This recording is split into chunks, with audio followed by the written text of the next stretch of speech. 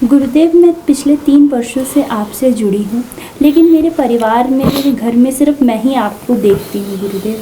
मैंने काफ़ी बार कोशिश की कि मैं अपने परिवार वालों को भी जोड़ सकूँ पूजा पाठ के इस रास्ते पर, मगर उनका इसमें विश्वास नहीं है। लेकिन गुरुदेव, पिछले 3 महीने में कुछ ऐसा चमत्कार हुआ जो मैं आज आपसे साझा करना चाहती हूँ। गुरुदेव, मेरे पति इन पूजा पाठ, भगवान, ये सब चीज़ों को बहुत कम मानते हैं, या ऐसा कहें कि ना के बराबर ही मानते हैं। लेकिन एक दिन क्या हुआ गुरुदेव कि मैं किसी काम से बाज़ार गई थी और अपना फ़ोन घर पर भूल गई। तो मेरे पति ने ऐसे ही जाने अनजाने मेरे फ़ोन में चेक किया तो उन्हें आपकी वीडियो दिखाई दी। उन्होंने उस वीडियो को मुझे बिना बताए अपने फ़ोन में फॉरवर्ड कर लिया गुरुदेव, और उस वीडियो को देखना शुरू कर दिया पिछले 3 महीनों से। और वो आपकी वीडियो सुनते गए, देखते गए। हालांकि उन्होंने मुझे ज़ाहिरा तौर पर इस बारे में नहीं बताया, लेकिन मुझे आज 3 महीनों बाद पता लगा है कि गुरुदेव, उन्होंने आपकी बहुत सारी वीडियोस देख ली हैं। शायद अभी तक मैंने भी उतनी नहीं देखी हैं।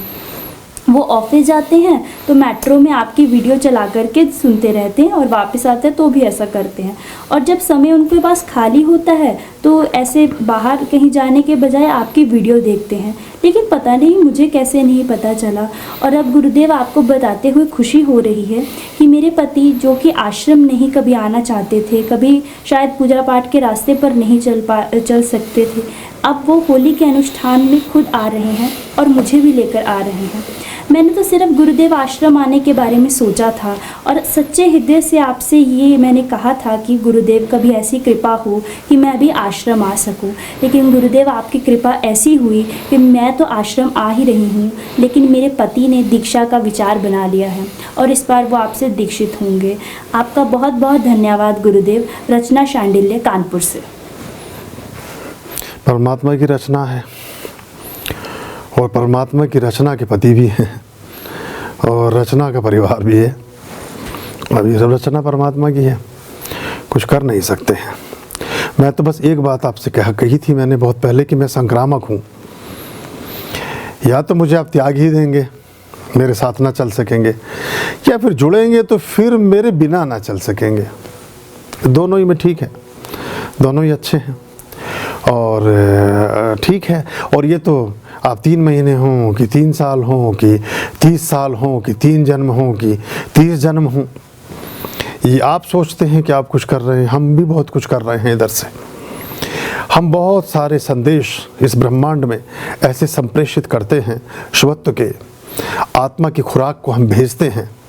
जो अग्निहोत्रम हो रहे हैं, ये जो 24 घंटे 11 ज्योत आपके आश्रम में प्रदीप्त हैं, ये ब्रह्मांड में बहुत सारे संदेशे हैं जो सूक्ष्म तरंगों के द्वारा आकंपित हृदयों तक पहुंचते हैं, जो उन पात्रों को अपने साथ जोड़ते हैं, जो परमात्मा के मार्ग पर चलने वाले लोग हैं।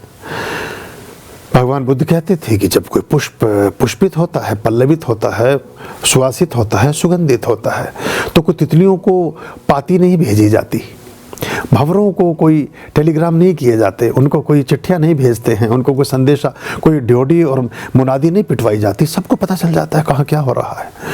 तो ये जो हम ऊर्जा का एक पवंडर खड़ा कर रहे हैं, ये ऐसे आपको छोड़ेगा भी नहीं, यह आपको पूर्ण रूपेण आंदोलित करेगा। और मैं बहुत जल्दी असर करता हूँ। इतनी जल्दी नज़ला जुकाम भी असर नहीं करता, इतनी जल्दी मैं असर कर जाता हूँ। बस ये कि थोड़ी देर मेरे संपर्क में अगर आप आ गए तो फिर रब राखा। लेकिन ये अच्छा सत्संग है, अच्छा संबंध है, और इसमें हम जितनी दूर की जहाँ तक की यात्रा कर पाएँ, जितने निर्मल हृदय होंगे, स्वच्छ हृदय होंगे, फालतू के ककारों से बचेंगे, फालतू के विषयों और वासनाओं से पृथक रहेंगे, उतना दीर्घ और लंबा साथ हो जाएगा। और वरना हमारे प्रारब्ध, हमारा भाग्य, हमारे आने वाला समय, ये भी बहुत कुछ निश्चित करता है। क्योंकि अगर किसी आदमी को सोने की खदान तक पहुंचना ही नहीं है, तो उसे उस मार्ग पर चढ़ने वाली चढ़ाइयाँ, उस मार्ग के रास्ते में आने वाली चट्टानें, उसमें उठने वाले धूल के गुबार, और या कहीं पड़ी हुई कीचड़, या रथ का सना हुआ पहिया, या गाड़ी फंसी हुई गाड़ी, या भीड़ भड़ाका उसके मन को वहाँ से आक्रोशित कर देगा, विलक कर देगा, पृथक कर देगा, उसके मोह को भंग कर देगा, क्योंकि उसको सोने की खदान तक पहुँचना ही नहीं है। अगर वो उस मार्ग के कंटका किरण चीज़ों को झेल गया तो फिर वो पहुंच जाएगा वहाँ जहाँ उस पहुँचने के लिए उसका जन्म हुआ, जहाँ वो पहुँचने के लिए बना। तो ये एक बड़ी बात है और उसमें एक बड़ी पात्रता आप लोगों के हृदय की है। और आप लोगों में से कई लोग बहुत प्यारे, मैं किसी के ऐसे नाम लेता हूँ तो कभी कभी उससे एक अलग तरह का प्रतिस्पर्धात्मक माहौल हो जाता है, लेकिन कुछ लोगों के अंदर एकदम दिए प्रदीप्त हैं परमात्मा के। और वो ऐसी दीवानगी के साथ मैं अभी रामेश्वरम में देख रहा था, जब मैं उनकी आंखों में झांकता हूँ तो मुझे कहीं सूक्ष्म अर्थों में, कहीं गहरी खिड़की के पार बैठा हुआ, आपको अचंभा होगा, मुझे ईश्वर ही नजर आता है कि ये कैसे लो जल रही है और ये कैसे अपने अभीष्ट में मिलने को आतुर है। और जो बीच में जैसे मैं रेलगाड़ी पर खड़ा हुआ एक गार्ड, मैं तो सिर्फ आपको झंडी दिखा रहा हूँ, बस अब चलो, अब रुको, अब उतर जाओ, अब चढ़ जाओ, लेकिन चलने वाले आप और पहुंचने वाला जो स्टेशन वो आपके परमात्मा का स्थान। तो ये ऐसे हमारे जीवन में निरूपित होता है। अभी ये रचना नामधन का इन्होंने बात अपने अनुभव की शेयर की। ऐसे बहुत सारे लोग हैं, तो मैंने ऐसे कई लोगों को कहा जो, क्योंकि हमारे मन में परसेप्शंस हैं, तो किसी को दाढ़ी वाले बाबा अच्छे नहीं लगते, किसी को बालों वाले नहीं लगते, किसी को कुछ, मतलब उन्हें ज्ञान से लेना देना नहीं है, उनकी परसेप्शंस ज़्यादा प्रगाढ़ हो जाती है। तो उनके कुछ परिवारों ने ये फार्मूला अपनाया कि उन्होंने सिर्फ ऑडियो क्लिप लिया मेरा और चला दिया बिना नाम बताए। उन्होंने कहा बस 15 मिनट के लिए आप हम पे उपकार कर दो, जरा सुन लो क्या कह रहे हैं ये। तो जब वो उठा तो उसने कहा कि ये कौन है? बोले नहीं अभी नहीं बताएंगे, 2-4 अंक और सुन लो अगर आपको अच्छे लगे। फिर उन्होंने ऑडियो क्लिप और प्ले की अपने घर में, बिना नाम बिना किसी पर, उसके पास आवाज़ जा रही है, संदेश जा रहा है। तो बाद में उन्होंने बताया उसका बड़ा अद्भुत वो हुआ। फिर उन्होंने वो किसी तरीके से रिकॉर्ड किया, क्या कि फिर उसकी मैचिंग की किसी तरह, फिर खोज भी निकाला। फिर वो उन्होंने जाकर 2 दिन बाद बताया, बोले ये जिनको आप आवाज़ सुनाते हैं वो ये हैं। कोई होगा इसमें गूगल में ऐसा कुछ सॉफ्टवेयर, हमें पता नहीं है कि वो उन्होंने आवाज़ की मैचिंग करी, क्या करी। मुझे मैसेज भेजा उसने कि वो उन्होंने आपको खोज निकाला है, मैंने बिना नाम बताए ही कर लिया है। और वो मुझे बताते हैं कि तुमने वो चीज़ सीखी कि नहीं। मुझे और मुसीबत खड़ी होगी घर में, मुझे उन्हें सफाई देनी पड़ती है, क्योंकि वो कहे तुम तो इतनी बड़ी उनकी वो थी, अब तुम्हें ये भी नहीं पता, वो तो ये भी कहते हैं। तो ये चलेगा, ये बढ़ेगा, क्योंकि ये आपके आत्मा का प्रसाद है, ये आपकी आत्मा का संस्कार है और आपकी श्रेष्ठता को ये कहीं ना कहीं जोड़ता है। तो इसलिए अभी देखिए कितनी तेजी से आप लोगों के नाम बदल गए, कितनी तेजी से आप लोग उस चीज़ का अनुसरण करते हैं। सब अंग्रेजी वाले हिंदी में आ गए, उस अंक को किसी ने नहीं देखा होगा तो उन्होंने भी लिख रखा है, अभी जब सुनेंगे दोबारा उसको तो फिर से वो सब। तो ये एक बड़ा परिवर्तन है। मैं सोचता था रामेश्वरम में हम 20, 30, 40 लोग शायद इकट्ठे हो पाएंगे, पर 300, 250 लोग इकट्ठे थे आप लोग। और अब ये गति लगभग सब जगह ऐसी ही हो जाने वाली है। अभी इनमें 50 लोगों का करीब का तो ऐसा ग्रुप है, वो कहते दुनिया में कहीं बुला लो हमें आप। और सोनिया और अजीत बैठे हुए हैं सऊदी अरब में भी हमारे साथ इसमें जुड़े हुए हैं। वो कहते जहाँ भी आपका प्रोग्राम है मैं आपके साथ चलूँगी। और अजीत जी बहुत प्यारे, वो कहते मैं भी आऊँगा। तो ये कैसे ये सब दिए से दिया जग रहा है। और आपको ये, जबकि मैं तो इतनी कड़वी बात भी कर देता हूँ, कभी कभी बहुत अप्रिय बातें भी शायद कह देता हूँ, कभी किसी को लगता होगा शायद हमारा उपहास भी उड़ा रहे हैं, लेकिन उस सब में आपको स्नेह दिखता है, क्योंकि वो हृदय में मेरा उपहास या ऐसी बात होती नहीं है। एक्चुअली आपको थोड़ा करेक्शन करने में, समझाने का एक तरीका, देखो हर आदमी मौलिकता के साथ आता है तो वो एक हो जाता है।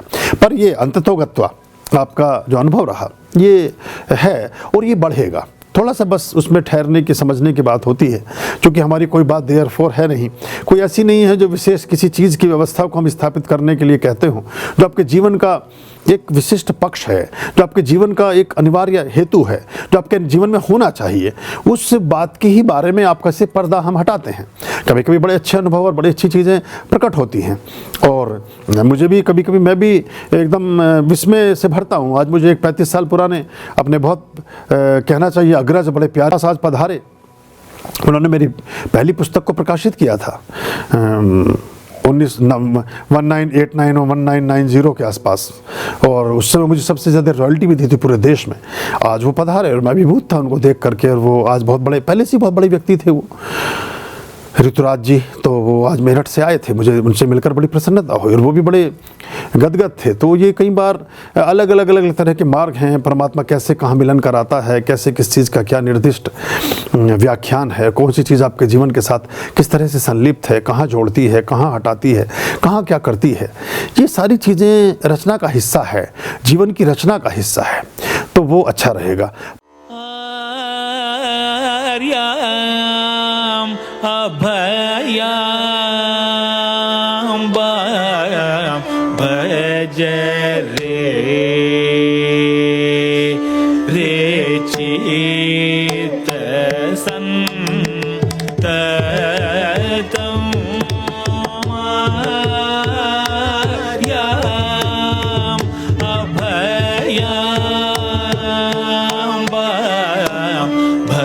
जय रे